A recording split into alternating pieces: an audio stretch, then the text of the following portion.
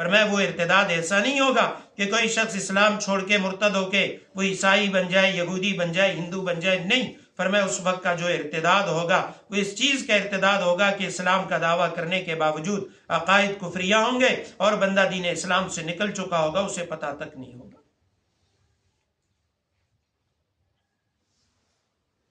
تو لہٰذا ہمیں قرآن کی طرف رجوع کرنی چاہیے،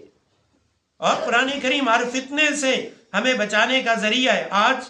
صرف یہ فتنے نہیں، اس کے علاوہ دنیا میں اور کتنے فتنے،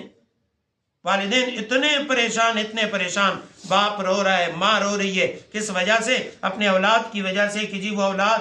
جن کی تربیت کے لیے ہم نے کیا کچھ نہیں کیا، آج وہی اولاد باغی ہو چکی ہے، نافرمان ہو چکی ہے۔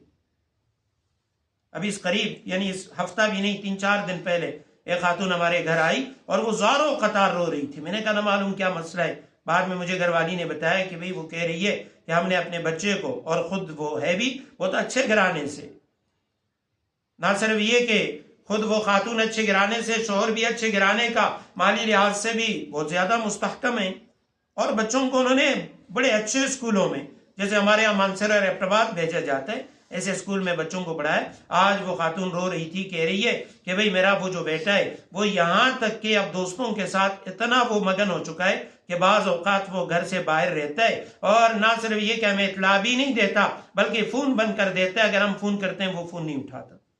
پھر ہم دوستوں کو فون کرتے ہیں، پوچھتے ہیں کہ بھئی ہمارا وہ بیٹا کہاں ہے، تو وہ بتاتی ہیں وہ تو ہمارے ساتھ ہے، یا فلاں دوست کے گھر میں، فلاں کے بیٹھک میں، وہ تو ایبٹآباد گئے ہوئے ہیں، اسلام آباد گئے ہوئے ہیں۔ وجہ کیا ہے کہ بچپن میں تربیت نہیں ہوتی، بچپن سے ہم اپنے بچوں کو مدارس کی طرف نہیں لاتے اور دین نہیں سکھاتے۔ بچپن میں ہم اسی طرح کہتے ہیں جی لاڈ پیار سے بڑا کرتے ہیں، کہتے ہیں ابھی چھوٹا ہے چھوڑ دیں، جب وہ بڑا ہو جاتا ہے پھر وہ والدین کا نافرمان بن جاتا ہے۔ راولپنڈی کے قریب ایک بہت بڑے عالم ہیں، ان کا ادارہ بھی ہے، مدرسہ بھی ہے، بڑے اچھے خطیب بھی ہیں، اور ان کا نام حضرت مولانا سید عطا اللہ شاہ بخاری رحمہ اللہ کے نام پہ رکھا گیا۔ سید بھی ہیں، عطا اللہ شاہ بخاری ان کے والدین نے ان کا نام رکھا۔ ہم ایک مرتبہ ان کے پیچھے جمعہ پڑھ رہے تھے، تو اس جمعے میں وہ انہوں نے ارشاد فرمایا کہ قریب میں ایک بریگیڈیئر صاحب رہتے ہیں اور ایک ان کی گھر والی، تو کہتے ہیں کہ کئی مرتبہ یعنی میں ان سے رابطہ کرتا کہ بھئی مدرسے کے لیے، مسجد کے لیے، کبھی نہیں آئے۔ ایک ہی بیٹا تھا اور اس کو اعلیٰ تعلیم دلوائی، یہاں تک کہ جرمنی بھیج دیا، پھر وہ جرمنی میں وہاں پہ نوکری کرتا رہا، جاب کرتا رہا۔ تو کہہ رہے ہیں کہ ہم نے اس کی شادی کروائی، تو شادی کے بعد اس نے، وہ بھی ہماری یعنی رشتہ دار ہی لڑکی تھی، اس نے طلاق دے دی اور اس کو واپس بھیج دیا، کیونکہ وہاں وہ جس زندگی کا عادی ہو چکا تھا، پھر اسے شادی کی ضرورت نہیں تھی، اور نہ وہ بیوی کو پالنا چاہتا تھا، وہ بیوی کو اپنے اوپر بوجھ سمجھ رہا تھا،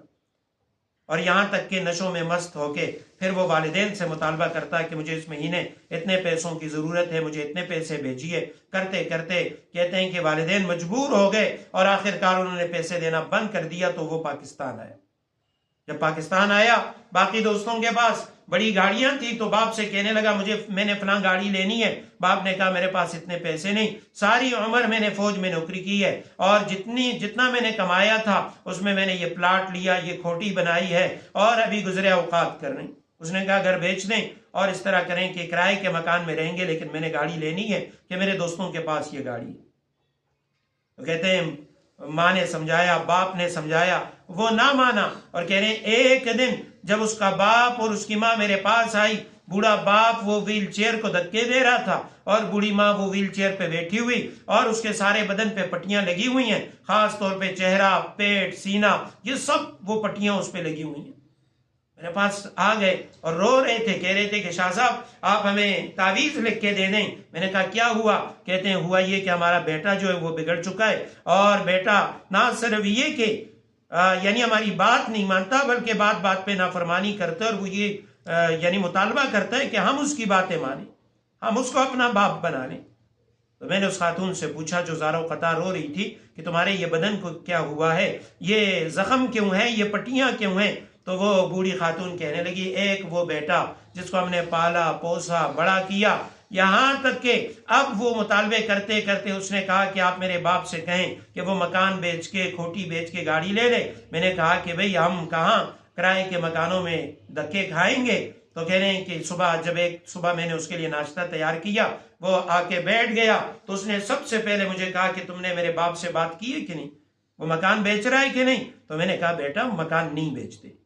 تو کہتے ہیں یہ بات کرنی تھی اس بیٹے کے سامنے۔ وہ گرم چائے جو اس بوڑھی والدہ نے تیار کی تھی، کہتے ہیں اس نے یوں پیالی اٹھا کے اور میرے چہرے پہ انڈیل دی، یہ سارا چہرہ اور سارا بدن اس وجہ سے جلا ہوا۔